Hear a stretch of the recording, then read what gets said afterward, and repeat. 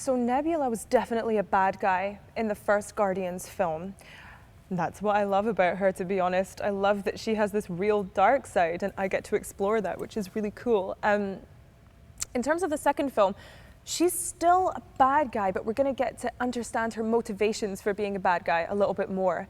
And that might not make her such a bad guy anymore, because I think as soon as we develop empathy for anyone and understand why they're doing the things that they're doing, they sort of don't seem as bad anymore. So that's definitely going to happen with Nebula. I just read it immediately and I was laughing out loud. I thought, this is funnier than the first film. And I was crying. There were real tears and I was like, wow. Everything that I loved about the first film is in the second film, but it's just heightened. There's just more of it. And I'm going to say, even better soundtrack this time. So Nebula and Gamora have always had a bit of a turbulent relationship, shall we say. Both of them are suffering from pretty severe daddy issues when their dad is Thanos. So in the first film, they kind of ended on a pretty bad note. They were in a major fight sequence together and then Nebula chops off her hand and escapes. So when we meet them in the second film, Nebula's still pretty pissed off at Gamora. The thing about Zoe is I think she's a very, she really works on instincts, I would say. Like, I feel like she soaks up other people's energy really easily. Like, she does impressions of people all the time and they're so bang on.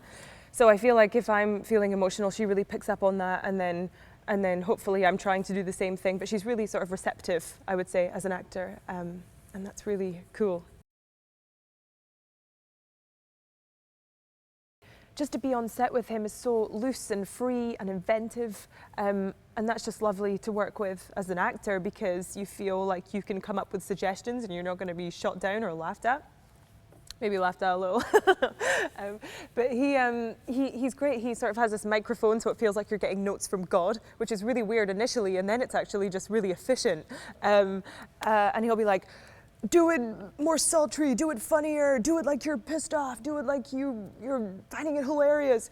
And it's just so loose, and you don't even have time to think about it or obsess over it or overanalyze it. And it just feels like a really cool, creative experience. I feel like everybody's going to find something in this film that they can connect with and understand. And also, it's so funny. People are going to have a really good time and they're going to be entertained and they're going to hear some good music.